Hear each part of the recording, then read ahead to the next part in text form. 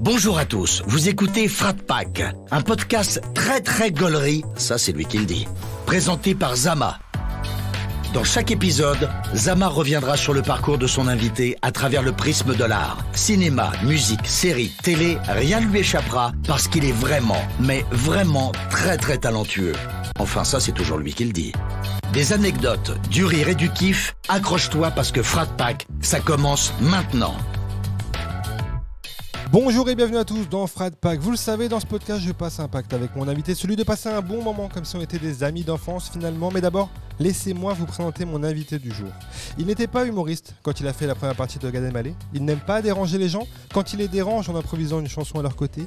Il ne pensait sûrement pas faire rire autant de gens qu'en commençant la guitare il y a des années. Et pourtant, à force de travail, d'ambition et de talent, il l'a fait. C'est monsieur Alex Fredo. Comment tu vas, Alex ? Bah salut, écoute, c'est super cette petite introduction. Ça te va ? Sous le prisme du rire et des anecdotes. Ouais, mais oui, effectivement, c'est fou. C'est vrai que j'aime pas déranger les gens. Oui, j'ai vu ça. J'aime pas du tout déranger les gens et je me retrouve comme ça à avoir des gens en face de moi qui veulent être dérangés, quoi. Parce que finalement, faire rire, c'est un petit peu déranger, je crois. C'est le but. Déranger positivement, bien sûr. Mais c'est ce que je veux dire, c'est que tu les déranges de la meilleure des façons. Ouais. Finalement, ça va, tu vois. Mais t'inquiète, dans ma vie privée, je dérange aussi de la mauvaise façon. Je suis un peu lourd, j'ai l'impression. J'équilibre le truc. C'est pas moi qui le dis, c'est ma mère. C'est les gens qui t'entourent. Très bien. Je précise, on est au théâtre à l'Ouest à Lyon. Tu joues ce soir ton spectacle Bonjour. Alors on n'est pas du tout au Théâtre à l'Ouest, on a reproduit en fait la scène du Théâtre à l'Ouest de Lyon, mais on est chez toi, Alex, en ce moment. Tout ça, exactement, ça faut le dire. En fait, il y a ton fils qui pleure en fait à côté, mais tu l'as muté. Voilà. Et c'est terrible ce que tu fais. Galère. Ouais, mais effectivement, on est au Théâtre à l'Ouest de Lyon et puis je joue mon spectacle dans exactement 3 heures. Exactement. Ce qui nous laisse à peu près 3 heures d'anecdotes et de prismes du rire et de découvrir mon parcours à travers mes goûts artistiques sous le prisme de l'anecdote et du rire et du kiff. Et je pense qu'on est déjà parti. Je sais pas ce que tu en penses sur une note, en tout cas de rire. Oui, complètement. Non mais j'aurais pas dit mieux. On n'a jamais autant analysé ce générique que j'adore. Alex, on va parler un peu de ta vie. Bonjour à tous, vous écoutez Frat Pack. On va le réécouter. Vas-y, réécoutons. Très gaulerie. Je peux me permettre ou pas ? Non, en vrai, c'était Bonjour à tous, vous écoutez. Mais dis-moi, donc moi là, je peux lancer le générique quand je veux. Là, tu peux vraiment. J'ai vu le bouton. Ouais. Ok, d'accord. En plus, je sais qu'il y a des autres trucs sur les boutons et je me rappelle plus ce que c'est. On va tester. Ah, ça c'est pour le jeu de tout à l'heure. Ah oui, il y a un petit jeu. On va faire un petit jeu. Attends. C'est le générique, c'est le bed. Waouh. Attends, là je l'arrête. Moi je me souviens, tu vois, là c'était là. Ah ouais, là c'était des messages pour d'autres invités carrément que j'ai pas enlevé. Putain. Oui, il y a d'autres scènes. Et Attends, on peut juste réécouter le. Moi je me souviens, on était là. Attends, vas-y, attends. Moi je me souviens, tu vois, là c'était là. Attends, mais c'est qui ? C'est génial. Attends, laisse-moi le mettre. Tu vois, là c'était là. On est parti en tournage en Italie. Ah, c'est bon, je sais, c'est pour qui. Ok, c'est bon. Oui, mais j'adore. Moi je me souviens, tu sais, j'étais là, t'étais là, on était là, il y avait lui, il y avait elle, il y avait nous. En tout cas, on était là. C'est Dixou, ça c'est le quiz. Le petit générique, le petit chronomètre. Je vais te poser des questions. C'est là tu vas l'avoir, tu vois. Je l'ai jamais vu. Sinon, je voudrais savoir. Oh, c'est encore notre pote. Gars, Oh, putain. même En fait, sinon, je voudrais savoir si t'as déjà couché avec ma meuf, parce que si c'est le cas, en fait, il y a un moment donné, en fait, moi, je vais tourner. T'as vu ? C'est un peu. C'est Dixou, il s'appelle le gars. C'est Sifou. Sifou. C'est pour un autre invité. Oh là là, on est quand même sur une petite ambiance maghrébine que j'adore. J'ai rien contre le Maghreb, je suis moi-même tunisien. Mais non, mais je crois que Dixou, qu'il est même pas maghrébin. Le premier gars que t'as entendu là. Sifou, il est danseur. Street dancer, c'était pour Brahim Zaïba. D'accord. Qui est lyonnais d'ailleurs. Okay. Est-ce qu'on pourra quand même préenregistrer un bouton sur lequel, dans le prochain podcast, il y aura peut-être quelque chose. On va totalement faire ça. Alex. Et donc je disais, on parlait de ça, on va parler un peu de ta vie, de tes kiffs, cinéma, télé, musique, etc. Et on commence toujours par la musique avec cette première question, Alex. Qu'est-ce qu'on écoutait chez toi quand tu étais petit ? Moi, j'en parle dans le spectacle, c'est chansons françaises, chansons françaises de gens décédés. De gens décédés. Comment dire ? La priorité, c'est qu'ils soient décédés, en fait. C'est une condition. C'est-à-dire qu'on n'allait pas commencer à claquer de l'oseille et aller voir des concerts. Tu vois ce que je veux dire ? Okay. On nous faisait kiffer des morts, comme ça au moins, il n'y avait pas de sortie en concert.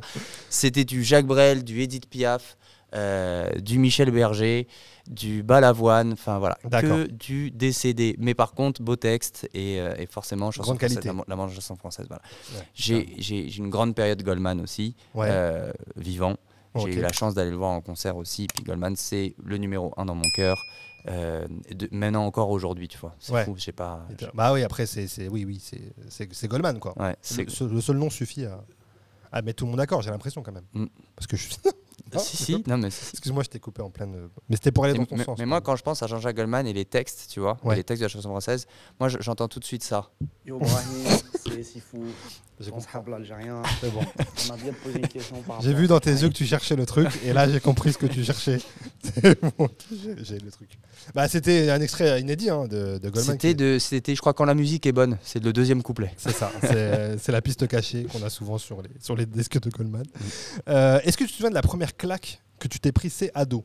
Ouais. Quand tu écoutes ta musique toi-même, genre vraiment, tu vois, et que tu fais tes choix. Ah, première claque. Je pensais vraiment physique. Non, mon père m'avait donné. Celle-là, je la laisse. Elle est privée. Tu la laisses privée. Je pourrais la raconter, mais on peut la raconter. Mais ça on n'est peut-être pas dans le prisme. On n'est pas dans le prisme. On n'est pas dans le prisme. On n'est pas dans le prisme. Il y a quand même un prisme à respecter parce qu'il y a quand même beaucoup de podcasts. Donc finalement, en fait, chaque podcast doit avoir son prisme, ce qui se différencie des autres podcasts. Parce que sinon, c'est toujours la même chose. Finalement. Exactement.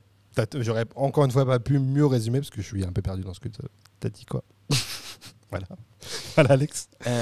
La première claque musicale que tu t'es prise. Ouais. Est-ce que tu t'en souviens par hasard?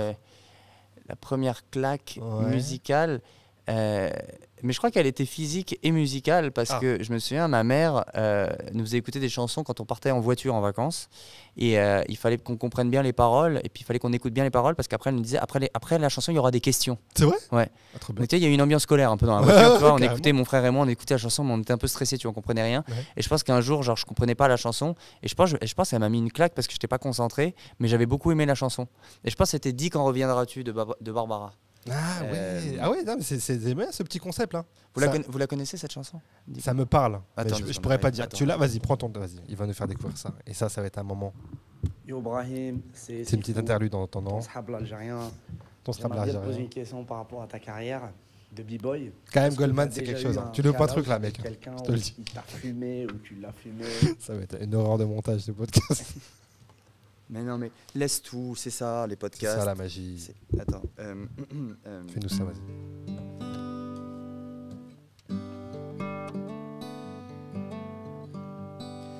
Voilà combien de jours, voilà combien de nuits, voilà combien de temps que tu es reparti.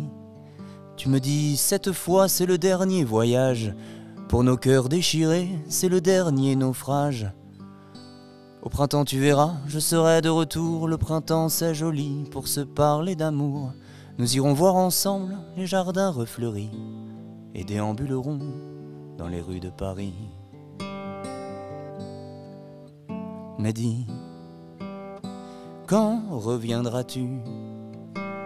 Dis, au moins le sais-tu, que tout le temps qui passe ne se rattrape guère, que tout le temps perdu ne se rattrape plus.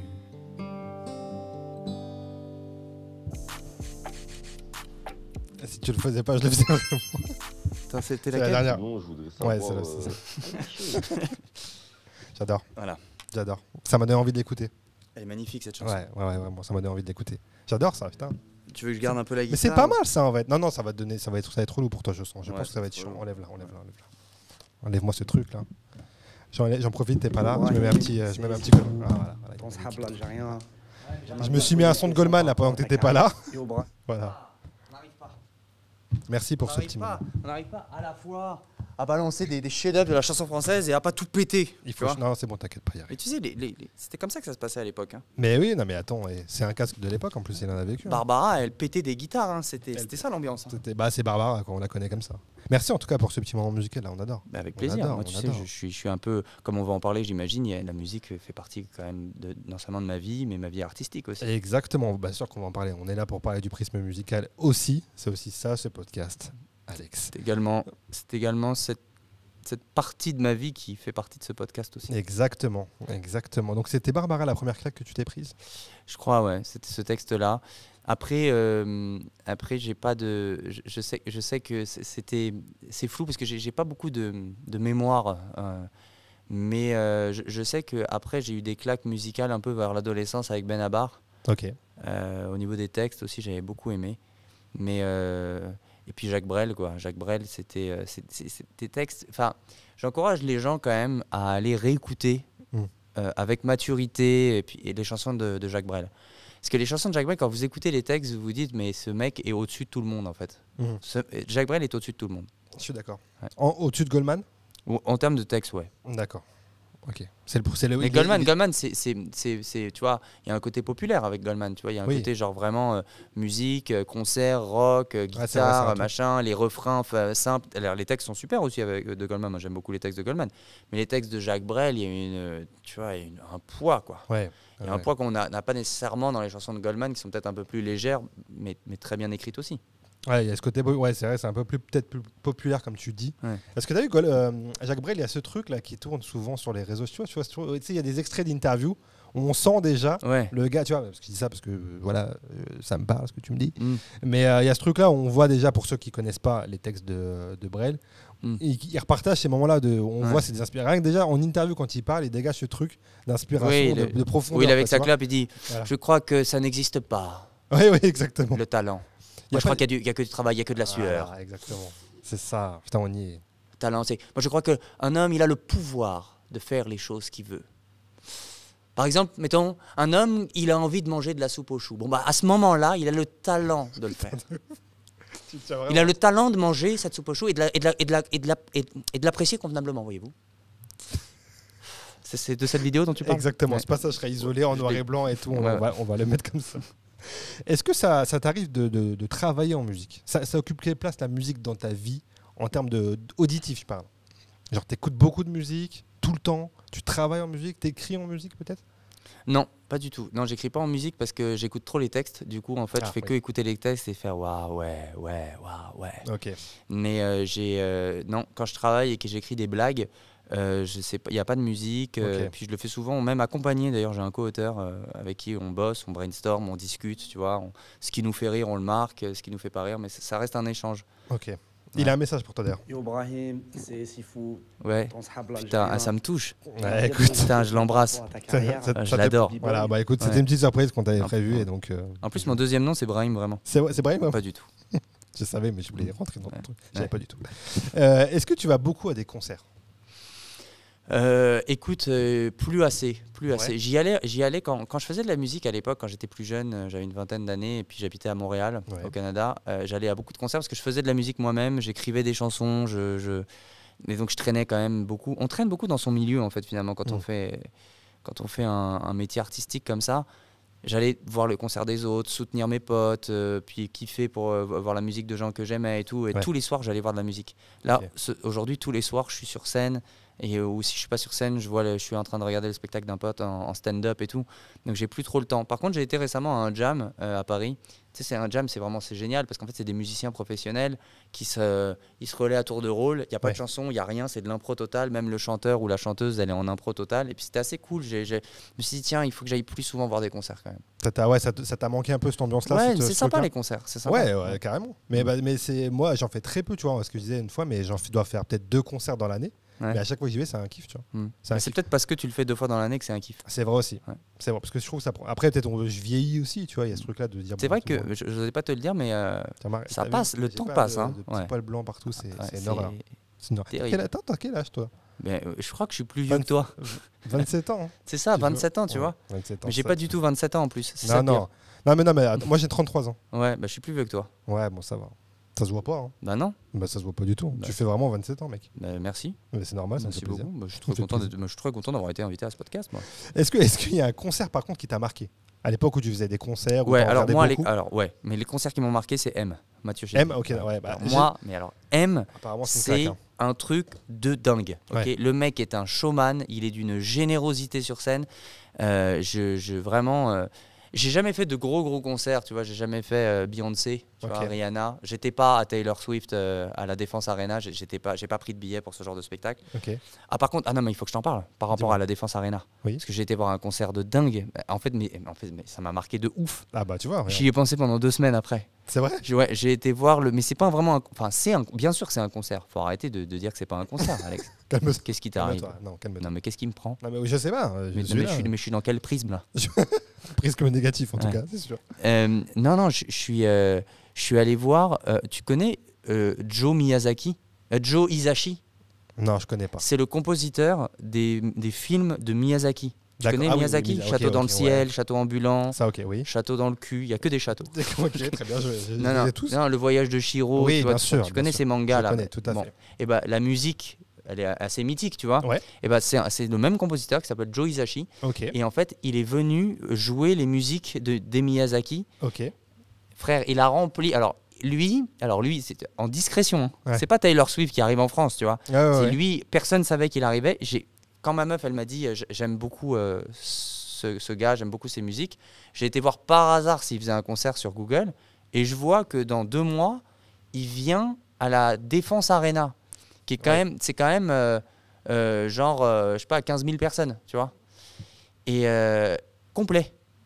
C'était complet. C'est complet. Quand t'as vu, c'était complet. Complet. Et en fait, j'ai écrit à mon manager, j'ai dit vas-y, est-ce que tu connais quelqu'un qui connaît quelqu'un? Tu peux me mettre quelque part, mets-moi bien, tu vois, tu comprends, parce que showbiz. Bien sûr, c'est comme ça que ça se passe. Je sais pas, je me dis que bon, je remplis quand même le théâtre à l'ouest de Lyon. Exactement. Donc c'est au moins ça. Bon, je me dis peut-être des passes droits, tu vois. Bien sûr. Mais pour Joe Hisaishi, je peux peut-être avoir des passes droits. Oui, bien sûr. Taylor Swift, je peux comprendre que non. Oui, voilà, c'est ça. Normalement, oui. Eh ben écoute, même pour Joe Hisaishi, j'ai pas eu de passe droit. C'est vrai? Ouais. Par contre, il me dit qu'ils ont ouvert une 3e session un dimanche à 18h. Et il m'a acheté les billets et c'était, je crois, c'est 150 balles le billet. Ah ouais? 15 000 personnes. C'est dingue. Le mec, il est bien, si vous faites le calcul. Et j'ai été voir ce concert, donc ça a fait plaisir à ma copine, bien sûr, qui aujourd'hui est avec un autre. Oui, mais bon. C'était quand même il y a 3 semaines le concert. Bon. Ah oui. Effectivement, c'est un peu récent. Mais bon, c'est un rire sincère, donc je pense qu'on peut le prendre en tant que tel, normalement. Mais attends, pourquoi il t'a traumatisé pendant 2 semaines après? C'était génial. C'était génial. Il y a genre 260 musiciens sur scène. C'était mais ça m'a transporté. C'était une musique, je sais pas pourquoi. Franchement, le mec il s'est mis au piano, il a commencé à faire 3 accords. Il y a tous les violons qui l'ont rejoint et j'ai commencé à chialer. C'est vrai. Mais je te jure, j'ai rien demandé moi. J'avais même pas envie d'être là, moi à la base. On m'emmerde un dimanche à 18h et au bout de 3 minutes de concert, je suis déjà en train de chialer. C'est quoi le problème, Joe Hisaishi? Tu veux ma peau? Tu veux ma peau, Joe? Bon. 150 €. Voilà. Non, c'était magnifique. Un concert incroyable. Des musiques mais envoûtantes, 15 000 personnes qui font le silence quand même, 15 000 personnes qui t'écoutent sans un bruit dans la salle. C'était d'une puissance. J'ai adoré ce concert. Mais pour revenir à M, effectivement oui, je trouve que c'est un showman et qu'il est super fort. Par contre, moi je me souviens quand j'avais 15 ans, 14 ans, j'ai été voir le dernier concert de Goldman, là ça tournait ensemble avec la scène qui se lève, là je sais pas si t'étais... Oui, on a même âge quasiment, mais j'étais pas moi. Ouais, t'y étais pas. Non. Et ok. Désolé. Ouais, c'est pas grave. J'avais mon fils. Ouais, bah félicitations à toi. Oui, écoute. Ton fils? Oui, je me suis dit, attends, mais il avait juste... Ok. Le mec, il a eu son premier enfant à 12 ans. Eh oui. C'est mon secret. Bon alors, Alex? Oui, c'est mon secret, qu'est-ce que tu veux que je te dise? Gros baiser. Est-ce qu'on peut, hein? Bah non, mais tu fais même plus que ce que tu peux, c'est génial. J'essaie de contribuer, modestement. On n'arrête pas de tergiverser vers d'autres choses. Oui, c'est clair. Et le concert de Goldman, c'était ouf aussi. C'était dingue. Ça t'a marqué? Marqué, évidemment. Bah bien sûr. Vu que t'étais déjà fan. Mais fan, voilà. Mais du coup, c'est... En fait, je trouve ça, et puis je pense qu'on peut vraiment conclure là-dessus. C'est, je trouve que la sensation d'aller voir le concert de quelqu'un dont tu es fan, vraiment, elle est inégalable. Moi, je sais qu'aujourd'hui, je le revivrai pas, ce truc-là, parce que je suis plus fan. Moi, je suis plus fan. Enfin, j'ai jamais. Comment dire, l'artiste dont je suis le plus fan, c'est Jean-Jacques Goldman, et il ne refera plus de concert. D'accord. Donc, je revivrai pas ces sensations-là. Mais quand j'ai été au concert de Goldman, j'ai vécu des sensations que je n'avais jamais vécues en concert. Même pour M, j'adore, je passe une super soirée, je kiffe, je trouve que le mec il joue trop bien de la guitare, que c'est un truc de ouf. Joe Hisaishi, je le connaissais pas, mais sa musique m'a transporté, tu vois, j'étais là. Mais ce que j'ai ressenti quand j'ai vu Goldman sur scène. Tu sais, c'est un mec que tu écoutes tous les jours en fait. Il est tous les jours dans ta vie. Ouais. Tous les jours, il prend une place dans ta vie. Et en fait, là, tu réalises que c'est ce mec qui est virtuellement, auditivement dans ta vie. Bah là, il est pleinement là et ça crée une sensation de dingue. Et c'est un truc que je trouve qui se ressent pas, enfin, que tu n'as pas quand tu fais de la scène, quand tu es humoriste.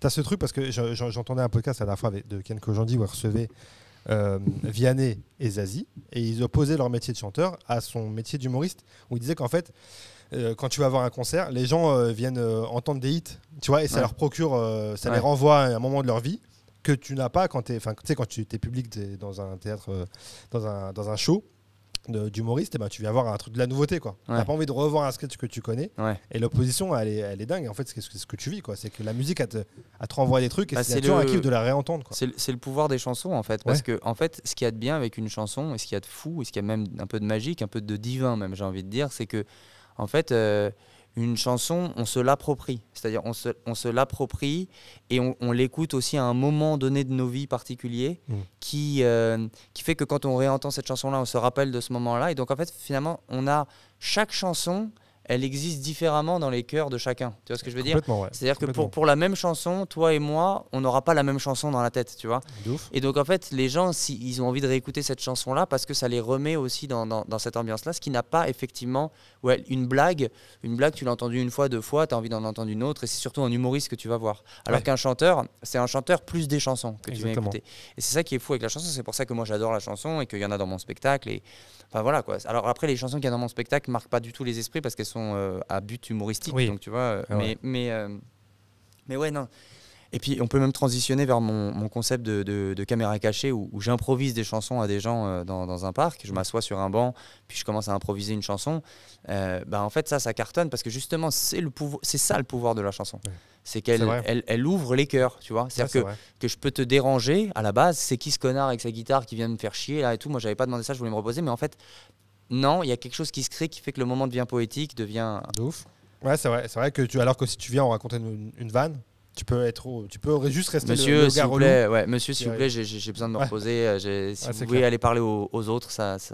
Ouais, c'est ça. Non, mais c'est vrai, donc, tu sais quoi, ça va me permettre de transitionner parce que tu t'en parlais tout à l'heure, mais à 18 ans, tu déménages donc, à Montréal et tu découvres les coquerelles. C'est une parfaite transition. Les coquerelles. Les coquerelles, ouais. J'ai pas l'accent. Mais tu sais, là, j'en ai eu plein des coquerelles dans mon premier condo. T'as un condo. Dans mon premier condo. Non, mais j'ai pas les termes. Moi. Un condo, c'est un appartement. C'est un appart, ouais, j'imagine, mais j'ai pas les rêves, quoi. Mais les coquerelles, les gens, ils savent ce que c'est ? Bah là, tu penses qu'ils ont pas compris, là ? Moi, je pense pas. C'est vrai ? Ah, peut-être pas. Peut-être pas. Parce que moi, nous, à La Réunion, on dit cancrelin. Cancrelin. Ouais, ça se ressemble un peu. Ouais. C'est des cafards. Ouais, exactement. C'est des cafards. J'en avais dans mon premier appartement et puis en fait j'ai réalisé que j'habitais dans un immeuble en fait où il y avait beaucoup d'immigrés et je crois qu'il y avait des je sais plus de quel pays ils venaient mais il y avait une famille qui en mettait volontairement dans leur appart parce que ça faisait partie d'une coutume de je sais pas quoi. Puis, et puis moi je leur avais dit écoutez votre coutume elle emprunte beaucoup sur la mienne là. Parce que moi dans ma coutume en fait on n'en veut pas en fait dans son appartement ces trucs là. C'est vrai. Donc, qu'est-ce qu'on fait ? Bah, du coup, j'en ai eu. T'en as eu. Voilà, t'as cohabité. Ouais. T'as cohabité. Non, mais donc, je disais ça, t'es parti à Montréal et t'as fait une faculté de musique, c'est ça le rapport avec... Ouais, la fac de musique, ouais. La fac de musique de l'Université de Montréal. Pendant 3 ans, j'ai même eu un diplôme, je suis diplômé. Vous avez en face de vous, cher Alexandre. T'es diplômé. Un diplômé de l'Université de Montréal. Et c'est quoi le projet quand on fait une fac de musique ? C'est de devenir musicien ? Le projet, c'est que... franchement, c'est là que j'ai vu... à quel point le projet c'était de ne pas en avoir quoi. Parce que vraiment tout le monde était paumé là-bas. Ah ouais, écoute là j'espère que je vais me donner des cours puis j'espère que je vais devenir musicien professionnel. Il y en a qui voulaient devenir chanteur professionnel, il y en a qui voulaient devenir des stars, il y en a qui voulaient devenir prof, il y en a qui voulaient juste passer du temps parce qu'ils voulaient prendre une année sabbatique. D'accord, ok. Ah oui, donc en fait c'était un peu tous les paumés. Ensuite, en plus la faculté de musique elle était juste à côté de la fac d'éco, de Polytechnique, de HEC, tu vois. Et donc en fait on sortait et puis on voyait vraiment que les autres avaient un but dans leur vie. Tu vois, quand ils sortaient de l'école, on sentait le sac à dos, le regard vers devant, vers le métro pour aller travailler chez soi. Et nous, on sortait de l'université, on était vraiment genre waouh, mais qu'est-ce qu'on fait? Ok, d'accord. Okay, mais qu'est-ce qu'on fait ce soir et qu'est-ce qu'on fera demain? Dieu le sait, Dieu le sait. Tu vois, il y avait vraiment une côté, on était perchés. Mais j'adorais ça. Mais j'ai un peu perdu mon temps, mais j'adorais ça. T'as kiffé, mais t'avais vraiment pas de but. Tu t'es pas dit, ouais, je vais devenir musicien, je vais devenir prof. D'ailleurs, non. T'as fait prof aussi, t'as donné des cours aussi. Ouais, j'ai donné des cours. Comment tu sais ça? Bah oui. Bon alors. Bah attends, mais oui, qu'est-ce que tu veux? T'étais un de mes élèves? Exactement. Comme un enfant. Non, mais non, j'ai donné des cours pour essayer d'avoir une activité professionnelle quelconque. Ouais, d'accord. Okay. Mais non, ouais, à la base, je voulais faire de la musique parce que vraiment, j'avais fait médecine pendant quelques mois en France, et puis je faisais partie des gens qui prenaient un peu deux années sabbatiques. Tu vois ce que je veux dire? Oui, d'accord, ok. Qui disaient, vas-y, on teste un truc là. Là, on teste un truc, on sort des sentiers battus. Tu sais, je viens d'une famille médecin, école d'ingénieur et tout, tu vois, machin, des trucs un peu genre, papa, maman, je vais partir faire de la musique au Canada. Quoi? Ouais, tu vois, c'était un peu. C'est trahison, quoi. Il y a un peu un côté de genre, qu'est-ce qui se passe? J'ai raté un fils. mais en fait, ils m'ont quand même soutenu là-dedans parce qu'ils sentaient que. En fait, ils avaient quand même la lucidité de voir que les vraies études, tout ça, c'était pas non plus pour moi, tu vois. Donc il y avait un côté de genre, tu sais quoi, on n'a pas non plus la solution, donc on va te laisser chercher toi la solution. C'est top ça. Et donc bah oui, mais parce qu'ils n'avaient pas le choix, parce qu'ils voyaient pas, ça servait à rien de forcer, tu vois. J'ai fait le concours de médecine. Hein. J'aurais fait plaisir. À la fin du bac, j'ai fait médecine, j'ai fait un an de médecine, j'ai fait concours, on était 2000, tu vois. Je pense que j'étais 2500e sur 2000. Ils ont mis 500 personnes fictives, des faux comptes Insta. Ils ont mis des faux comptes Insta pour me mettre 2500e tellement c'était nul ce que j'avais fait. Donc franchement, voilà, il y a un moment donné, après, il faut être lucide. Il faut se dire, le gamin, il a envie de faire autre chose. Je peux pas l'aider parce que moi, en gros, moi, tout ce que je connais, c'est les écoles d'ingé, la médecine, les trucs un peu, voilà, comme ça. Bon, bah, qu'il fasse sa vie. Et donc, je suis parti faire ma vie au Canada et c'est là que j'ai rencontré les cafards et les gens paumés. Et puis, l'un n'empêche pas l'autre. Hein. Bah oui, exactement. Complètement. Et donc, il y a cette anecdote que tu as Ils avaient d'ailleurs tous des cafards chez eux. C'est vrai? C'était notre point commun entre les étudiants de la faculté de musique. Ils sont sur le. Non, mais ils n'avaient pas d'argent, tu vois. C'était un peu la dèche, quoi, tu vois. Ouais, j'imagine. Et vraiment, j'ai rencontré vraiment la pauvreté là-bas. Parce que pauvreté. Il y avait vraiment des étudiants qui n'avaient rien, quoi. Ça se voyait que c'était une galère, quoi. Ils sautaient des repas et tout. Et tu sais que c'est bien que tu dis ça parce qu'à chaque fois qu'on entend parler de Montréal et tout, c'est toujours idyllique, entre guillemets. Tu vois, c'est genre. Non, mais c'était génial. C'est super. Ouais, tu vois, mais c'est bien de le dire qu'en fait, dans tous les pays, il y a ce genre de profil, que ça existe et que tu vois, il y a de la... Tu veux dire que dans tous les pays, il y a des gens pauvres? Oui, alors, mais je pense que on va le refaire. Alors, parce que c'est bien de le dire, donc du coup. Moi, ça me paraît un peu banal, mais on va le dire.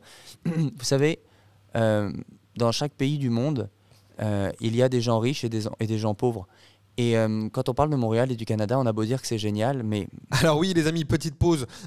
Écoutez, ma caméra m'a totalement lâché à ce moment-là. Donc je ne sais pas pourquoi, je ne pourrais pas vous l'expliquer. Donc je vous laisse terminer ce magnifique épisode avec Alex Fredo en audio. Malheureusement, Montréal et le Canada n'échappent pas à la première théorie que j'ai exposée. Il y a également des gens pauvres. Mais pauvres en argent, mais pas pauvres en cœur. Exactement. Ça a l'air banal ce que tu dis pour le coup, mais je suis d'accord et c'est bien, tu as raison, c'est bien de leur préciser de temps en temps. Ça, on gardera que celle-là. Et donc, du coup... Non, mais c'est vrai parce que, en fait, à chaque fois que les gens partent à Montréal, au Canada, etc., il y a un truc de. Le Canada. C'est en fait, j'ai l'impression qu'il n'y a que les côtés positifs qui ressortent à chaque fois, tu vois. Mais alors, pour me reprendre. Même si les gens sont très cool, j'imagine. Ouais, mais j'ai parce jamais que été. Quand je dis qu'ils étaient pauvres, c'est parce que je partageais un petit peu des moments difficiles avec eux, financiers, tu vois. Okay. C'est-à-dire que je les voyais galérer, ça me faisait de la peine. Moi, j'avais la chance d'être un peu aidé par mes parents parce que, tu vois, j'étais loin et puis bon, j'avais pas eu de bourse ni rien, donc voilà.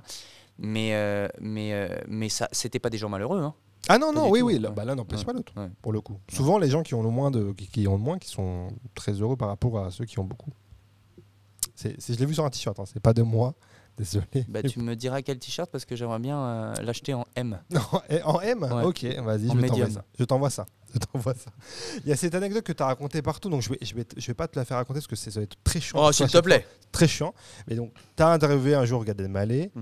Il t'a proposé de faire sa première partie pensant que tu étais humoriste, ce que tu n'étais pas, et ce que tu as accepté, et tu as bidé sur scène. 4 mois après, il est revenu, tu as travaillé, etc. Et là, carton. Tu as fait un sketch sur le Québec, ça a parlé à tout le monde. Bam, là, le gars Tac. Est-ce que c'est à ce moment-là que tu switches musique, humour? Tu te dis en fait c'est bon, je vais rentrer dans ce truc-là. Alors j'avais déjà un peu switché parce que à cette époque-là, j'étais animateur d'une émission de radio humoristique. Donc en fait, j'étais animateur, j'avais des humoristes avec moi et on essayait de faire des blagues et tout, mais j'étais jamais vraiment monté sur scène pour faire des blagues, tu vois. Mais j'avais un peu arrêté mon projet musical depuis quelques années déjà. Ah, ok. Donc en fait, le switch, il s'est fait plutôt de l'animation radio au stand-up plus que de la musique au stand-up, tu vois. Ok. Et d'ailleurs, c'est quand je faisais du stand-up que je me suis dit, je sais plus comment ça s'est fait, mais je me suis dit, mais oui, mais tu sais jouer de la musique aussi, tu vois. Puis t'aimes faire ça, et puis peut-être que en fait, finalement, c'est à travers ce prisme-là de l'humour, c'est à travers ce prisme de l'humour que tu peux t'exprimer musicalement. Parce que ce qu'on n'a pas dit, c'était que moi, j'avais un projet, j'avais un groupe de musique, tu vois, j'écrivais des chansons et tout, j'avais un groupe, mais ça marchait pas du tout. Ok. Ça marche. Mais tu sais que j'écrivais des chansons, c'était pathétique. Hein. C'est vrai? Ouais. Tu les as encore? On peut les voir ces trucs-là quelque part ou pas? Je crois, ouais, Tu penses mais c'est je trouvable? te dirais pas où. On peut le dire, tu penses? Mais attends, mais je me souviens, il y avait une chanson, le Dis-moi. refrain, ça faisait comment écrire une chanson d'amour lorsqu'on est amoureux? Comment te dire sans aucun recours que je veux que ça dure toujours? Tu t'en souviens, c'est que c'était. On dirait tes impros. On dirait tes petites impros dans le. C'est terrible. Franchement, sur- c'est peut-être mignon, mais bon. Ouais, mais bon, tu débutes, c'est pas tout de suite. Tout le monde n'est pas Goldman tout de suite. Quoi, Ouais, tu ça vois. va, ça va. Ah oui, Alex. Moi, tu m'as conquis. Je savais même pas te regarder tellement j'étais sous le charme de ce petit moment là que tu m'as offert. Tu joues vachement bien l'hypocrisie. J'adore. C'est vrai? Ouais. Non, je joue super mal. Mais non, mais donc du coup, non, putain, t'arrives à me perdre. Mais du coup, Donc je t'ai vraiment déboussolé. tu m'as vraiment. J'aurais peut-être pas dû te regarder en la faisant. Ouais. C'est ça que J'aurais peut-être dû regarder ailleurs. Je Ouais. me suis dit, mais qu'est-ce qu'il me veut là? Qu'est-ce qu'il me veut, se passe lui pas? J'étais à deux doigts de te mettre le vocal. Non, donc c'est en faisant de la radio et en traînant avec des humoristes que là tu te dis, tu découvres le milieu du stand-up. C'est vraiment ce truc-là. Ouais. Tu Que je connaissais découvre pas, ça t'intéressait même pas la plus que ça. répartie même, parce qu'en Ouais. fait, quand tu es avec des humoristes, c'est un peu un combat de celui qui aura Ouais. la meilleure blague, tu vois. Et donc moi, je voulais un peu participer à ce combat, et donc au début je le perdais, et puis à la fin, c'est pas que je le gagnais, mais c'était que j'étais dans le match, quoi. Ok, Tu vois. d'accord. Et ça m'a vachement aidé aussi à travailler ma répartie en impro, parce que dans le stand-up, on fait beaucoup d'interactions avec le public, et donc du coup, ça m'a un peu permis de travailler ça aussi, tu vois. Ok, et donc là tu joues quoi, 1 an et demi, 2 ans Ouais, voilà. dans les comedy clubs Exact, au à Canada. Montréal, et puis je finis par rentrer, quoi, parce qu'on me propose de faire mon spectacle à Paris, et puis là il y a la rencontre avec Kev Adams, qui du coup, la rencontre avec Gad, elle est spectaculaire, la rencontre avec Kev, elle est du coup beaucoup plus, elle est spectaculaire aussi, mais elle est beaucoup plus, comment dire, prometteuse pour moi. Ok. C'est-à-dire que en gros, Kev Adams, il m'a pris avec lui. Tu vois ce que je veux dire? D'accord. Gad, il m'a permis de faire sa première partie 1 fois, 2 fois. Bon, après, il a fait sa vie. Ouais. Kev, il m'a vraiment pris avec lui. C'est un peu. Kev, c'est grâce à lui que j'en suis là aujourd'hui. Tu vois? Ouais. Parce que Gad, c'était un déclencheur. Kev, Ok. ça a été un développeur. Eh, Gad, c'est un déclencheur. Kev, c'est un développeur. je te le fais en M. J'attends le prochain, qui sera le catalyseur. T'as le terme un peu moins glams, mais on y est quand même. C'est Non, tout mais ce qui est. C'est bien, j'aime bien. Non, j'aime mais j'ai bien. pas réussi à trouver mieux comme mot. Non, mais j'ai l'impression que c'est un truc de Kev, ça, qui fait ça, de prendre des artistes sous son aile vraiment. Kev, il fait ça, Kev. J'ai l'impression qu'il est comme ça. Il Kev. prend des artistes comme ça, comme ça, il les les deux prend, ailes. il les met comme ça là. Qu'est-ce qu'ils veulent? C'est Qu'est-ce que vous voulez, comme ça. Ouais. Puis là, je te promets. Et toi, je te promets des choses. C'est Kev, hein. Ouais, ça, c'est C'est du Kev. Kev. C'est du Kev tout J'ai craché. du Kev tout craché. Tu rentres en France avant le Covid, si mes informations sont bonnes. Ouais. Parce que j'ai le billet. Ouais. Et comment tu T'as vends le tampon J'ai le tampon. Ouais. Comment tu vis cette période Covid, toi? C'est comment le Covid en France? Le Sympa à ce moment-là ou pas? Covid en Tu France. galères, c'est bien, c'est cool, t'écris, t'es comment? Le Covid en France, au début, c'est. Moi, je suis hypocondriaque. Ok. Donc, Ah. au début, il y a un côté très angoissant pour moi. On va tous crever, quoi. Ouais, C'est-à-dire que c'est. Puis en plus, tu vois, tu as ce côté un peu.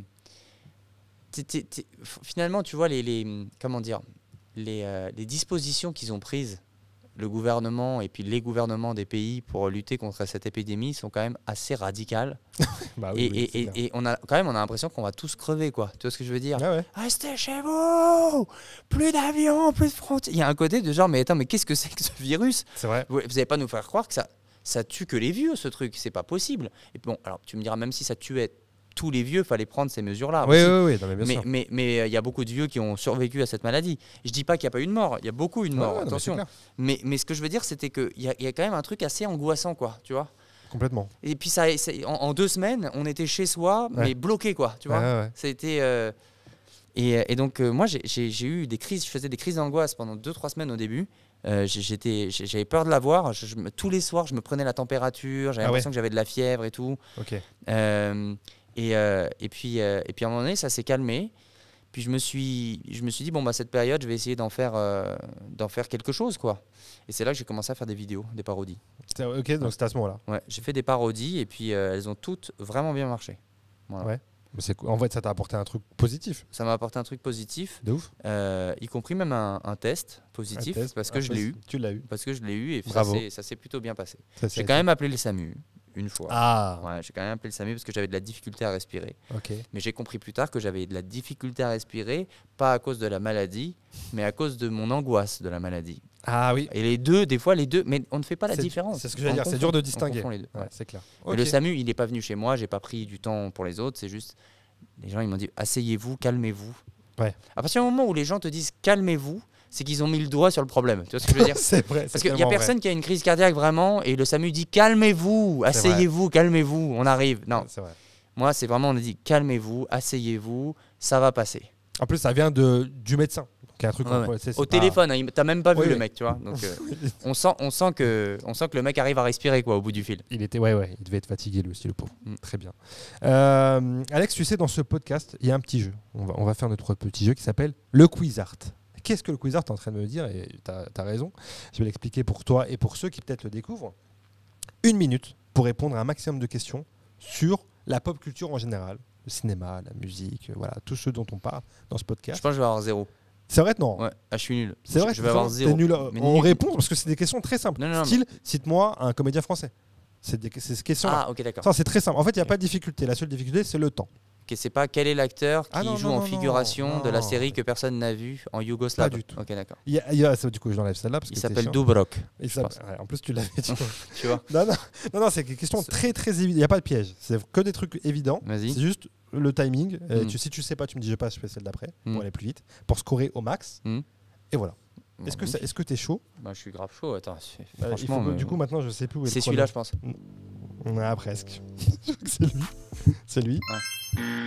Ah, d'accord. Ok. Tu auras bonne, mauvaise réponse, bien évidemment. Après je sais où cliquer si j'ai envie de me donner que des bonnes réponses. Tu sais, mais tu seras concentré. Attention, parce que minutes, ça va très très vite. Est-ce que tu es prêt, Alex? I am ready. Est-ce que tu peux me citer, s'il te plaît, 3 films avec Christian Bale? Non. Très bien. Une série Netflix? Fiasco. Une chanteuse belge? Angèle. Une émission sur TF1? Vendredi, tout est permis. Un film avec Alain Chabat? La Cité de la Peur. Un film sans Alain Chabat? La Cité de la Joie. Un youtubeur? Norman. Un dessin animé Disney? La Belle et la Bête. Un titre de Goldman? Quand la musique est bonne. Un film de Martin Scorsese? Non. Un rappeur marseillais? Jul. Un participant de LOL sur Prime? Redon Bougaraba. Une émission de cuisine à la télé? C'est Top Chef. Ouais. Un album de variété française? Le nom d'un album? Oui. La Corrida. Ok. Je crois pas que ce soit ça le nom. Je te le donne. Un humoriste américain? Il y en a plein. Kevin Hart. Un film Marvel? Un film Marvel, Iron Man. Une série Canal+. Attends. La Flamme. Un film avec des voitures furieuses? Cars. C'est Fast Furious. Putain, je suis trop con. Non, mais c'est bon, je prends 15 parce que c'était vraiment. Non, mais parce très qu'elles sont drôle. quand même un peu furieuses. Elles sont vénères. Elles sont vraiment vénères. Ouais, franchement, elles ont des gros yeux et tout. Ouais, non, c'est bien pire que Fast and Furious. T'as géré, gars, t'as vu ou pas? Je me suis pas trop mal démerdé. Non, attends, on va compter combien t'as fait. Non, Christian Bale, tu m'as dit non. 1, 2, 3, 4, 5, 6, 7, 8, 9, 10, 11, 12, 13, 14, 15 et 16 avec 16 bonnes réponses, sachant que le top score c'est 20. Donc, bon, bah tu vois, je suis pas pas mal. Très bien. Bah, franchement. Très bien. Ok, ouais, Cars, franchement, j'ai adoré cette spontanéité. J'adore ça. Est-ce que tu vas encore beaucoup au cinéma, toi, Alex? Non, plus du tout. C'est vrai, plus du tout? Plus assez. Il faudrait que j'aille voir le nouveau film d'Artus, tout le monde en parle. Ouais, moi aussi, il faut que j'aille le voir. Un petit truc en plus. Ouais. Donc ça, c'est mon prochain film, je pense. Et bien sûr, bien évidemment, en mai, j'irai voir, en tant que consommateur de films intelligents, j'irai voir La planète des singes, le nouveau. Je crois qu'il est, il est sorti ou pas? En Je mai, sais plus à l'heure où il sort début mai. Ok, parce que là, on est quoi? On est On exactement est le 16 mai, donc il est sorti. Je me suis dit, attends, est-ce que c'est moi qui suis fou? On est passé déjà début mai. Il n'est pas encore sorti, il sort le 22 juin 2023. C'est ça, c'est ce que j'avais noté moi aussi. Non, mais ça va ou pas, La planète des singes, c'est ton délire ou pas, ce genre de film? Bah grave, moi j'adore ce genre de truc. Marvel aussi, bah moi j'aime bien ces trucs. C'est pas du tout. C'est à des fins de divertissement pur et moi j'aime bien. Ouais, c'est vrai. Alors, en plus, c'est plus Marvel. Moins pas trop, mais c'est vrai que c'est divertissant et c'est bien fait généralement. Ouais. Donc c'est un kiff. Tu te souviens du dernier film que tu as vu quand même au cinéma? Tu te rappelles ou pas? Ouais. Taxi 2? Non. Non, c'était quoi? Il s'appelait Le Dernier des Juifs. Attends, mais ça me parle ça. Ah, c'était il n'y a pas très longtemps ça? Non, c'est il n'y a pas très longtemps. Parce que c'est un film d'un pote à moi en fait. Ok, d'accord. C'est un film d'un scénariste qui était réalisateur sur ce film qui s'appelle Noé Debré. Ok. Et qui est un réal assez connu, il fait pas mal de films. Et il a réalisé ce film-là qui s'appelle Le Dernier des Juifs. Voilà. Si, je vois très bien. Je crois qu'il y a une. Ok. Je vois l'affiche où il y a 2 personnes devant et tout. Ouais, okay, c'est ça. Et est-ce que tu te souviens de la dernière claque cinéma que tu t'es prise? Un film, tu l'as vu au cinéma, tu te dis waouh, ok. Belle claque là. Goldman, l'équivalent de Goldman au cinéma, quoi. Tu vois. Une claque au cinéma, waouh, ça j'ai aucun souvenir. C'est vrai? Ouais. Y a pas un truc qui t'a. C'était il y a très longtemps dans ce cas-là. Waouh. Ça devait être un truc, je pense, genre en IMAX 3D avec des lunettes et tout. Ah ouais? C'est ton délire, ça t'aime bien? Non, mais c'était à l'époque. Mais non, j'ai pas le souvenir de la dernière claque cinématographique. Et c'est quoi ton ou tes films classiques? Tu peux revoir tes films de chevet, quoi. À chaque fois que tu le revois, c'est toujours un petit kiff.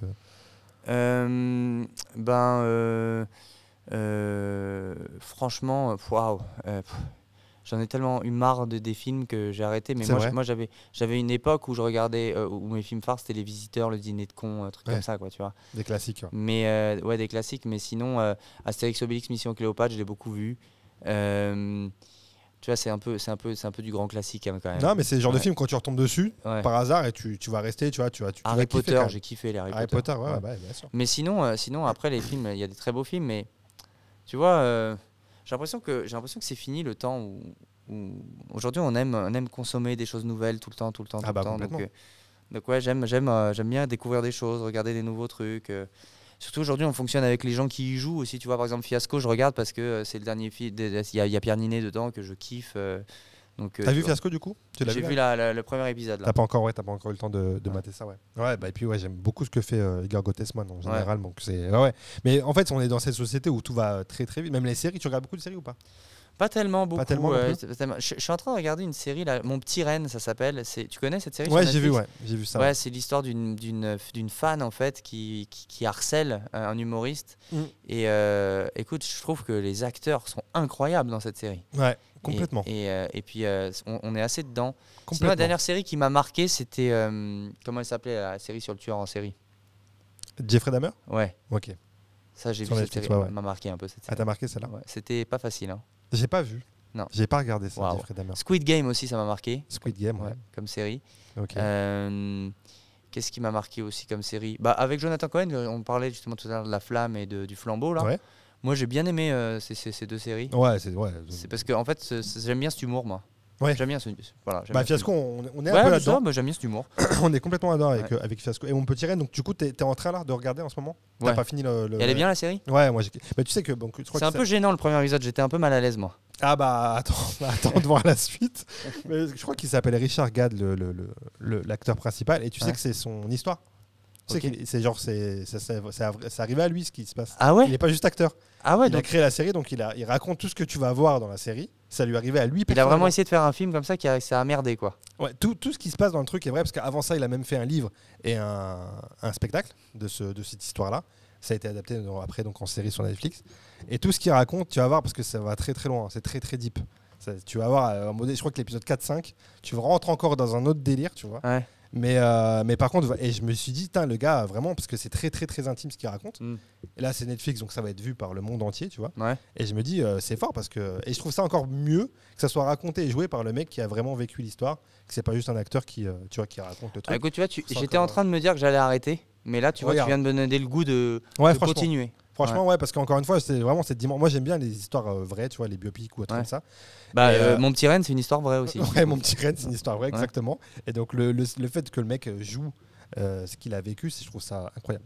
Aladdin, c'est aussi une histoire vraie. C'est une histoire vraie d'ailleurs. C'est Kev qui, quand il t'a pris sous le bras, c'était juste avant. J'en ai encore l'odeur de son aisselle. L'aisselle d'Aladin, qui est un livre d'ailleurs adapté, je crois, c'est un dérivé d'Aladin. Le truc, je sais pas où je finis. T'es plein de culture. T'es plein de culture. Je m'arrête jamais. Qu'est-ce que tu veux que je te dise? Moi, c'est comme ça qu'on t'aime, j'ai l'impression. J'ai l'impression aussi. Ouais, un mec qui s'arrête jamais et qui fait des podcasts, tout est logique. Tout exactement. Le cinéma, toi, ça te dit? T'as envie là? Si on te dit demain, Alex, j'ai un rôle pour toi, est-ce que ça fait partie de tes plans ou pas? Oui, non, alors, plan, je sais pas, ça me plairait d'en faire parce que, en vrai, j'aime bien ce côté de. On l'a refait, tu vois, la prise. Okay. Tu vois ce que je veux dire? C'est coupé, on l'a refait. Sur scène, le spectacle vivant, il n'y a pas de on l'a refait. Tu vois, ça prend beaucoup d'énergie en fait. Et quand tu finis une tournée, tu es un peu rincé. Tu vois. Et je me dis que comment rester actif, mais en même temps faire des petites pauses de spectacle, je pense que le cinéma, c'est super pour ça. Parce que c'est quand même un peu du spectacle. Tu joues, tu t'amuses, tu fais des trucs qui te font rire, mais en même temps, il n'y a pas de public, il n'y a pas de spectacle, et c'est pas que toi, machin. Donc oui, le cinéma en tant que tel, ça m'intéresserait. Je ne sais pas si je suis un excellent comédien, il faudrait le voir, il faudrait essayer. Et surtout, il faudrait que ce soit un rôle qui me plaise, tu vois, qui me fasse rire, qui me donne envie. Parce que je suis pas sûr que... Tu sais, j'ai fait un court-métrage où il m'avait demandé de jouer le mec qui vient de perdre sa grand-mère et qui chiale et tout. Et je sais pas, c'est pas mon créneau, tu vois. Je pense qu'un vrai comédien, c'est un mec qui est capable de jouer n'importe quoi, tu vois. Ben moi, je pourrais être vrai comédien si je travaille là-dessus, mais je suis pas sûr que ça m'intéresse de me transformer comme ça. Ah ouais, c'est pas. Faudrait que ce soit le personnage du film ou du court-métrage ou du long ou n'importe, tu vois. Faudrait qu'il me fasse marrer, que je me dise tiens, j'aimerais bien le jouer, quoi. Tu vois, j'aimerais bien faire ce personnage. Ça te ressemble déjà un peu dans ce que tu fais, quoi, etc. Et généralement, les humoristes, quand ils font du cinéma, on les retrouve quand même dans un rôle un peu récurrent. Oui, c'est vrai. Franck Dubosc, c'est un peu récurrent. Quoique Franck Dubosc, il joue dans des drames aussi, mais c'est un meilleur acteur, lui. C'est un meilleur acteur. Il est bon acteur. Mais quand on dit Franck Dubosc, on imagine Camping tout de suite plus que des trucs un peu plus dramatiques, comme plein d'autres. Camping, il a vraiment excellé dans Camping parce que justement, c'était son personnage. Exactement. Tu vois. C'était ce qu'il a vécu, c'était sa vie, etc. Donc c'est pas forcément un but, mais si un jour il y a un truc qui se présente, why not, quoi. Ouais, non, mais ça m'intéresse grave, ça m'intéresse de ouf. T'as quelque chose, toi, t'as un truc là, j'ai pas, là, attends, non, j'ai pas. T'as quelque chose? J'ai plus. Essaye de peut-être une autre fenêtre. Non, j'ai qu'une fenêtre sur ça. C'est un iPod une fenêtre. C'est qu'une fenêtre là. Ouais, exactement. Et là, il y a rien sur celle-là. Sur celle-là, il y a rien. T'as peut-être un autre iPad dans ton sac? J'ai pas d'iPad. J'ai pas d'autre iPad. J'aime bien dire ça. Ok. Est-ce qu'on parlait de la musique tout à l'heure? Est-ce qu'à un moment donné, tu t'es dit, j'aurais bien aimé. Qu'est-ce que ça aurait été ma vie si j'avais mon succès d'humoriste transposé à la musique? Si tu étais vraiment musicien et que c'était ta carrière, tu t'es déjà posé cette question de ça aurait été bien, ça aurait été autre chose, ça aurait été un... non, je me suis pas vraiment posé la question. Je me suis plutôt posé la question de si j'avais pas décidé de rentrer en France. Qu'est-ce qui me serait arrivé aujourd'hui? Où est-ce que j'en serais à Montréal aujourd'hui si j'avais pas décidé de rentrer en France? Et je pense que j'ai bien fait de rentrer en France. C'est vrai? Pourquoi? Parce que je pense que ça aurait été difficile pour moi à Montréal. C'est compliqué. Tu es français, tu as un accent français, parce que là-bas, ils ont un accent quand ils parlent. Et donc, forcément, tu es tout de suite stigmatisé un peu en tant que français. C'est pas une stigmatisation si négative que ça non plus. Tu vois. C'est pas genre oh, le français. Oui, t'es pas montré du doigt. Le français. Ok. Je viens de vomir. Tu as vomi. La preuve en image. Ça sera rajouté par une IA parce qu'on est chez moi, du coup, ici, on le rappelle quand même. Mais attends, en fait, là, il y a une version audio et une version filmée, c'est ça? Oui, exactement. Et la version filmée, elle est sur YouTube? Oui. Et sur Insta? Oui, il y aura des extraits sur Insta, ouais, exactement. Ok.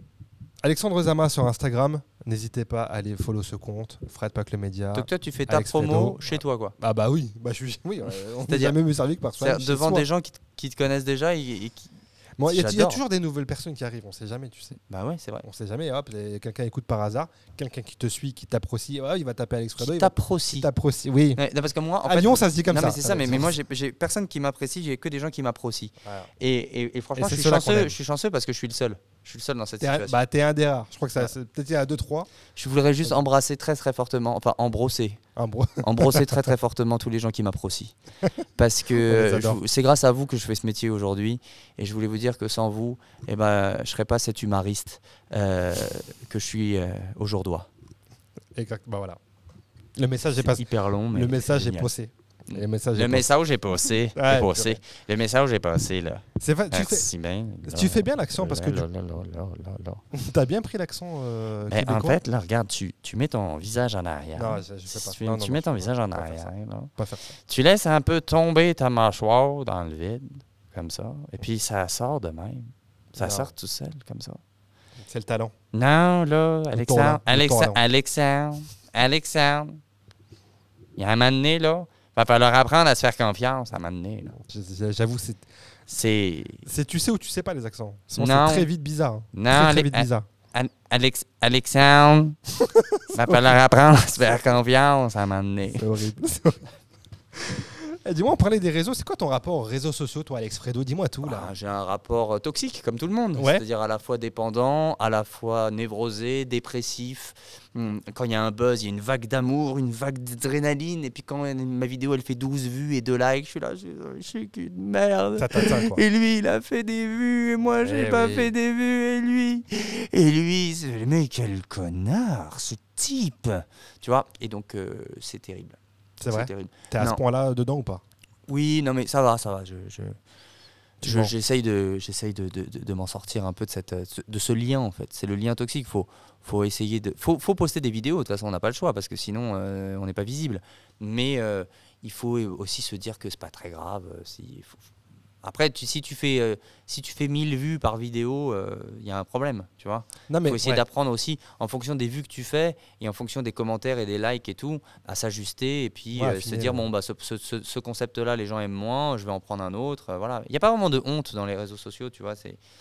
Non, mais je sais que pour avoir parlé avec beaucoup d'humoristes, que des fois, il y en a qui ça le saoule justement, comme tu le disais, de devoir poster pour pouvoir être visible, pour pouvoir exister sur la scène. En fait, à la base, c'est pas notre métier. C'est ça le problème. On n'est pas des influenceurs, nous. Exactement. C'est pour ça que beaucoup d'humoristes sont saoulés de devoir jouer ce jeu impérativement pour pouvoir au moins s'en sortir. Et puis je trouve que ça impacte notre travail sur scène. C'est-à-dire que le temps qu'on met à poster, à faire des vidéos, c'est du temps qu'on met pas à écrire des blagues et à peaufiner notre spectacle. Et donc du coup, en fait, on se retrouve à avoir des spectacles qui sont... c'est pas mon cas, hein. Mais tu vois, il y a beaucoup d'humoristes qui font beaucoup de vues, qui remplissent des grandes salles parce qu'ils postent des vidéos. Et en fait, quand tu vas voir leur spectacle, t'es pas impressionné. Tu vois ce que je veux dire? C'est pas genre waouh, putain, mais quel spectacle. C'est bon, bah écoute, c'était sympathique, tu vois. Bah oui, mais en même temps, il peut pas tout faire, le mec. Ouais. C'est ce que c'est. J'embrasse Tania Dutel qui me disait exactement ce que tu viens de me dire. J'ai cru que tu faisais genre un truc genre et à ce sujet de gens qui ont des spectacles pas ouf et qui font beaucoup de vues, on embrasse Tania Dutel. Non, et là j'allais me désolidariser totalement de toi, de ce podcast. T'es fou, et de ton fils. Non, de mon fils qui est là, qui nous regarde derrière la caméra, qui filme à 2 ans. Non, Tania Dutel qui j'ai reçu et qui me disait exactement la même chose que toi, qu'effectivement, des fois on s'attend à des trucs de dingue en voyant ce qui se passe sur les réseaux et que des fois t'es déçu ou c'est. Mais c'est jamais dingue en fait. C'est jamais ce que ça prend un travail de dingue. Ouais. En fait, ce qui est dingue, c'est le travail que ça prend, voilà, à faire des vidéos. Mais après le spectacle, je veux dire, voilà. Ouais, mais les gens ont une perception du coup. Parce que sur les réseaux, tu vois le meilleur, quoi. Tu vois le truc qui non, mais après, les gens, ils passent un bon moment. Ils passent un bon moment dans les spectacles. Mais c'est pas un truc hyper travaillé, quoi, tu vois. Ouais, je comprends. Ça peut être et après, je parle. J'ai pas été voir non plus 1000 spectacles, tu vois. Je sais pas. Ouais, non, mais bien sûr. Mais après, ça peut arriver, quoi. Ça peut arriver, mais c'est un taf, comme tu le dis, effectivement, de devoir faire du contenu pour les réseaux. C'est devenu un vrai taf, en plus de votre taf d'humoriste, quoi. J'ai l'impression. Exactement. Si tu me permets... ce petit truc. Moi, je trouve que tu es un peu gonflé comme ça d'oser prétendre parler de ce sujet-là alors que tu n'es ni humoriste ni influenceur. Ouais, c'est vrai. Mais bon, qui suis-je pour t'empêcher quoi que ce soit? C'est vrai aussi. Ouais. Tu marques des points à chaque fois. Hein. À chaque réponse, il marque des points comme ça en série. Parlons un peu de ton spectacle Bonjour, parce que c'est ça en fait que tu viens jouer ce soir ici dans ce magnifique théâtre à l'Ouest qui nous accueille. Merci Aurélien. Ton spectacle Bonjour. C'est Aurélien. C'est Aurélien, oui. C'est Aurélien, qui apporte les lieux. Ton spectacle Bonjour. On parle vraiment à des gens qui ne savent pas qui est Aurélien. Aurélien, c'est le directeur de ce théâtre. Et je pense que les gens, malheureusement, et avec tout le respect que j'ai pour Aurélien, je crois pas que les gens soient intéressés par cette information, mais ça n'engage en rien une non-importance, une non-essentialité d'Aurélien. Parce que les gens apprécient beaucoup. Les gens apprécient les gens qui travaillent dans l'ombre, dans l'arbre. Ton spectacle, bonjour, est-ce que tu peux nous en parler un petit peu? Là, tu le joues donc à Lyon. Ça y est, on passe sur France Culture là. Ouais, exactement. Okay, exactement. Tu joueras le 13 juin à Montpellier. Ouais, non, le 5. Le 5 juin, c'est vrai. Ça a changé, ouais. Ah, on est d'accord, ça a changé parce que je l'ai vu vraiment sur tes réseaux sociaux, Alex. Ouais, non, on a modifié la date. D'accord. Parce que j'avais merdé sur un truc, j'étais pas dispo le 13. Ok, très bien, le 5 juin donc à Montpellier. J'avais une soirée Cinoche. Les soirées Cinoche.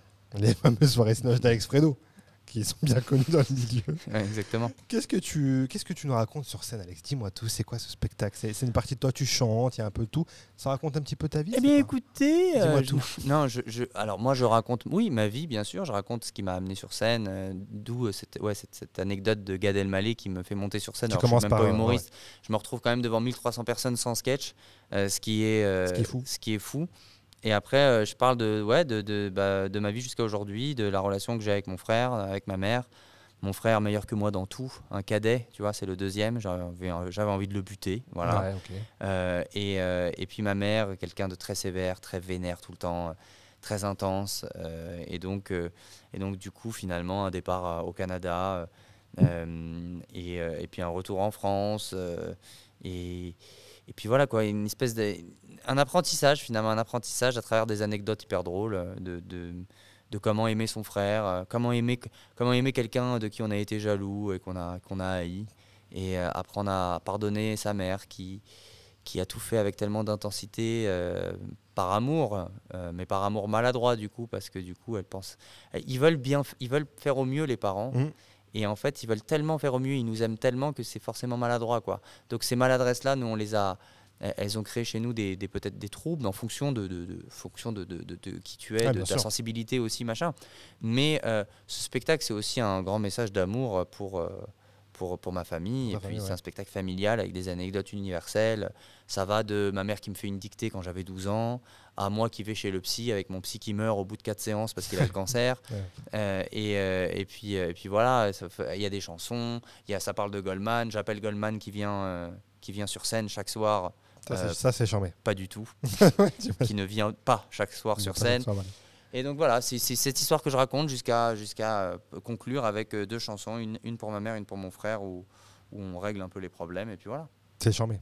Moi, tu me donnes envie de voir ce spectacle qui a l'air très bien noté. Je l'ai vu noté sur Sens Critique. Il est très très bien noté, sache-le. Bah écoute, merci, je savais même pas, c'est quoi Sens Critique? Non, c'est pas vrai. Okay. Non mais si, Sens Critique, ça existe par contre, c'est un vrai site. Non, mais prends-le pas comme ça. Je vais envoyer un Goldman, Alex. Je vais envoyer un Goldman. Je suis à ça d'envoyer un Goldman.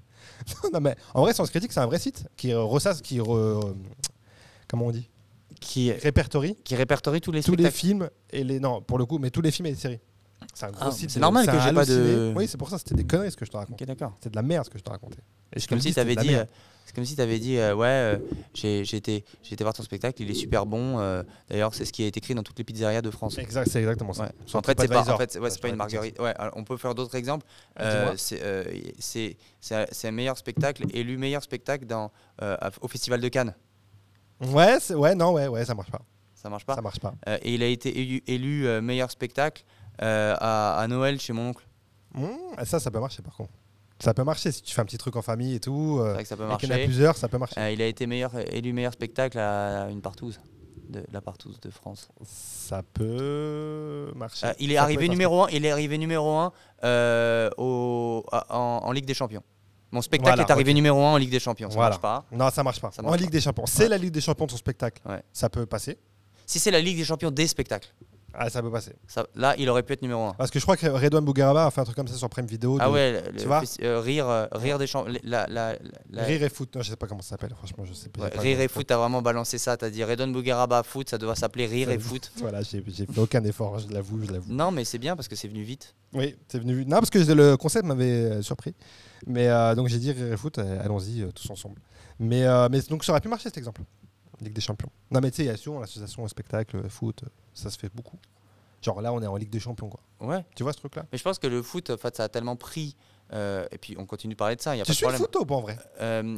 Alors non, moi je suis pas du tout foot. Moi non hein. plus, c'est pour ça. Je te demande. Ouais. Peut-être qu'on Mais a tu vois, genre Ligue des Champions, champion du monde, tout ça. Enfin, je veux dire, c'est quand même rentré dans le vocabulaire. Les gens ils C'est parlent vrai. de foot, tu vois. Oui, par oui, exemple, tu vois, merci pour la passe D que tu m'as fait hier. Ça veut dire que tu m'as présenté une meuf, tu vois, un Complètement. truc comme ça. Tu vois. C'est Donc vrai. c'est le champ lexical du foot est en train de s'imprégner Complètement. dans notre langage. Complètement. Bon. Alex, complètement. Comment ça Alex, tu sais qu'on arrive à la fin de ce podcast là. On Non, arrive à la alors, fin mais de attends, ce mais podcast. on a fait combien de temps Là, on a 1 heure. Ouais, j'avoue. On a 1 heure. Ouais. Tu sais, à la fin, Ah, on c'est fait... passé super vite et tu C'est sais, vrai c'est plutôt bon signe. Hein. Ah bah ça m'arrange. Ça me fait plaisir. Parce que moi, j'ai pas vu le temps passer. J'ai l'impression que ça fait 5 minutes qu'on enregistre. En tout cas, Comment ça moi, fait ce que j'espère surtout, c'est que les gens sont encore en train de nous écouter. Les gens nous écoutent parce que c'est extraordinaire ce qui s'est passé dans ce théâtre. Donc voilà. Quoi. On fait toujours une recommandation. Enfin, l'invité qui est toi est exceptionnel. Nous fait toujours une recommandation et une non-recommandation. C'est pas forcément quelque chose de culturel. Ça peut être ce que tu veux. Ça peut être un voyage. Ça peut être un plat. Ça peut être un conseil. Ça peut être ce que tu veux. Est-ce qu'il y a quelque chose comme ça que tu auras envie de nous recommander et de non recommander aux gens? Alors, je vous recommande fortement de vous déconnecter des réseaux sociaux un jour par semaine. Bien. J'aime beaucoup cette reco là. Un jour par semaine, vous vous déconnectez des réseaux sociaux et vous allez voir que les premières heures, ça va être difficile. Vous allez culpabiliser, vous allez être frustré et qu'après, il va y avoir quelque chose qui va se transformer et vous allez vous dire « je me sens bien ». C'est un peu comme de la méditation. Au début, c'est un peu compliqué. Mais après, vous allez ressentir vraiment quelque chose. Et quand vous allez revenir aux réseaux sociaux le soir, vous allez réaliser à quel point vous étiez accro à ça. Et ça va vous permettre de prendre un recul là-dessus. Donc, décrochez des réseaux sociaux un jour par semaine. Choisissez votre jour. Je vais tenter ça. Ouais. Je vais tenter de le faire. Et la non-recommandation, Ouais. c'est de se déconnecter des réseaux sociaux au moins 1 heure, quoi. Parce qu'en fait, il faut toujours rester connecté. Mais j'attendais que tu finisses pour aller, voilà, pour Non. aller dans le train. Non, une non-recommandation, je ne vous recommande pas de faire des amalgames. Ah oui, ah bah oui. Et je ne parle pas de...